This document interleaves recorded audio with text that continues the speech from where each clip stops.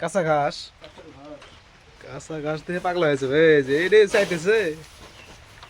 সেটা তো দিতেছে না ইয়ে হে নষ্ট না করলো কালু কালু কি কমু দেই হো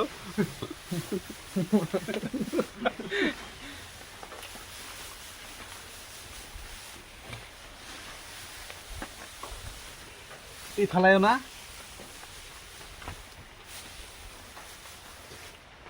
কালু খুশি এখন আর দেও না হ্যাঁ এটি খায় নই হ্যাঁ